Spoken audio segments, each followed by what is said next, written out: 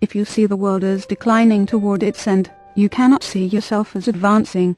Unless you think well of all the works of God, you cannot really think well of yourself, and unless you think well of yourself, you can never become great. I repeat that your place in life, including your material environment, is determined by the thought form you habitually hold of yourself. When you make a thought form of yourself, you can hardly fail to form in your mind a corresponding environment. If you think of yourself as an incapable, inefficient person, you will think of yourself with poor or cheap surroundings. Unless you think well of yourself, you will be sure to picture yourself in a more or less poverty-stricken environment.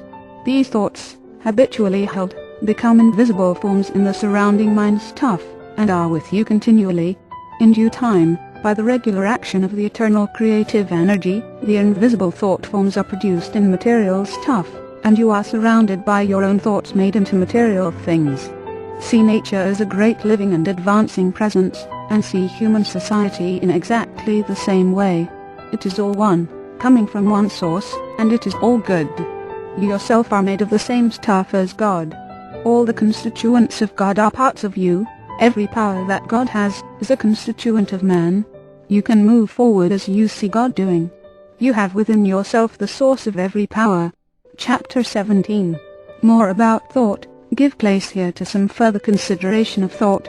You will never become great until your own thoughts make you great, and therefore it is of the first importance that you should think. You will never do great things in the external world until you think great things in the internal world, and you will never think great things until you think about truth, about the verities. To think great things you must be absolutely sincere, and to be sincere you must know that your intentions are right. Insincere or false thinking is never great, however logical and brilliant it may be. The first and most important step is to seek the truth about human relations, to know what you ought to be to other men, and what they ought to be to you. This brings you back to the search for a right viewpoint. You should study organic and social evolution. Read Darwin and Walter Thomas Mills, and when you read, think the whole matter over until you see the world of things and men in the right way. Think about what God is doing until you can see what He is doing. Your next step is to think yourself into the right personal attitude. Your viewpoint tells you what the right attitude is, and obedience to the soul puts you into it. It is only by making a complete consecration of yourself to the highest, that is within you, that you can attain to sincere thinking. So long as you know you are selfish in your aims, or dishonest or crooked in any way in your intentions or practices, your thinking will be false, and your thoughts will have no power. Think about the way you are doing things, about all your intentions, purposes, and practices, until you know that they are right. The fact of his own complete unity with God is one that no person can grasp without deep and sustained thinking. Anyone can accept the proposition in a superficial way, but to feel and realize a vital comprehension of it is another matter. It is easy to think of going outside of yourself to meet God, but it is not so easy to think of going inside yourself to meet God. But God is there, and in the Holy of Holies of your own soul you may meet Him face to face. It is a tremendous thing, this fact that all you need is already within you, that you do not have to consider how to get the power to do what you want to do, or to make yourself what you want to be. You have only to consider how to use the power you have in the right way, and there is nothing to do but to begin. Use your perception of truth.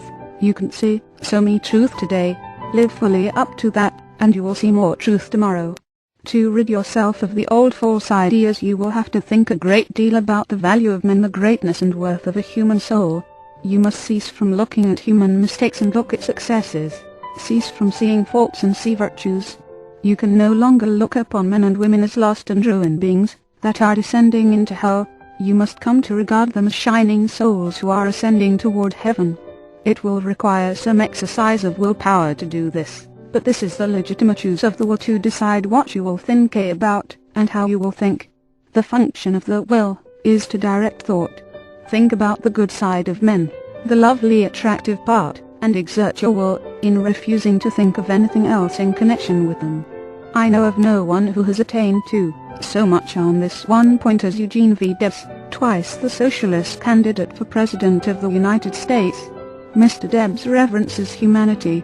No appeal for help is ever made to him in vain. No one receives from him an unkind or censorious word. You cannot come into his presence without being made sensible of his deep and kindly personal interest in you. Every person, be he millionaire, grimy workingman, or toil-worn woman, receives the radiant warmth of a brotherly affection that is sincere and true. No ragged child speaks to him on the street without receiving instant and tender recognition. Debs loves men. This has made him the leading figure in a great movement, the beloved hero of a million hearts, and will give him a deathless name. It is a great thing to love men so, and it is only achieved by thought. No thing can make you great but thought. We may divide thinkers into those who think for themselves, and those who think through others. The latter are the rule and the former the exception. The first are original thinkers in a double sense, and egotists in the noblest meaning of the word. Sehapenha. The key to every man is his thought. Sturdy and defiant, though he has a helm which he obeys, which is the idea, after which all his facts are classified. He can only be reformed by showing him a new idea which commands his own. Emerson. All truly wise thoughts have been thought already thousands of times, but to make them really ours we must think them over again honestly till they take root in our personal expression. Give. All that a man is outwardly is but the expression and completion of his inward thought. To work effectively he must think clearly. To act nobly he must think nobly. Channing.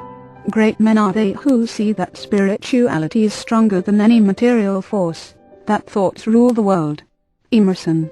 Some people study all their lives, and at their death they have learned everything except to think. Domag. It is the habitual thought that frames itself into our life. It affects us even more than our intimate social relations do.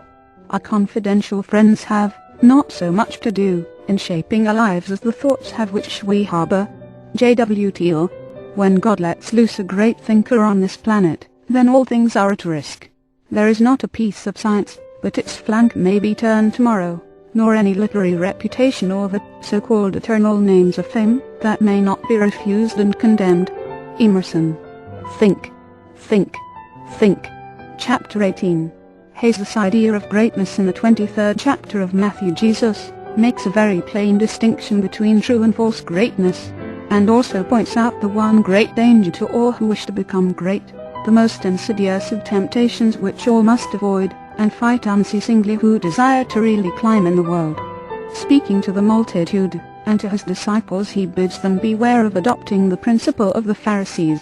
He points out that, while the Pharisees are just and righteous men, honorable judges, true lawgivers and upright in their dealings with men, they love the uppermost seats at feasts and greetings in the marketplace, and to be called Master, Master. And in comparison with this principle, he says, he that will be great among you let him serve. The average person's idea of a great man, rather than of one who serves, is of one who succeeds in getting himself served. He gets himself in a position to command men, to exercise power over them, making them obey his will. The exercise of dominion over other people, to most persons, is a great thing. Nothing seems to be sweeter to the selfish soul than this. You will always find every selfish and undeveloped person trying to domineer over others, to exercise control over other men. Savage men were no sooner placed upon the earth than they began to enslave one another. For ages the struggle in war, diplomacy, politics, and government has been aimed at the securing of control over other men. Kings and princes have drenched the soil of the earth in blood and tears in the effort to extend their dominions and their power to rule more people.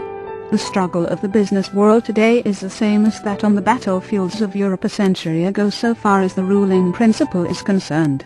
Robert Zero. Ingersoll could not understand why men like Rockefeller and Carnegie seek for more money, and make themselves slaves to the business struggle, when they already have more than they can possibly use. He thought it a kind of madness, and illustrated it as follows. Suppose a man had 50,000 pairs of pants, 75,000 vests, 100,000 coats, and 150,000 neckties. What would you think of him, if he rose in the morning before light, and worked until after it was dark every day, rain or shine, in all kinds of weather, merely to get another necktie? But it is not a good simile. The possession of neckties gives a man no power over other men, while the possession of dollars does. Rockefeller, Carnegie, and their kind are not after dollars but power. It is the principle of the Pharisee. It is the struggle for the high place. It develops able men, cunning men, resourceful men, but not great men. I want you to contrast these two ideas of greatness sharply in your minds.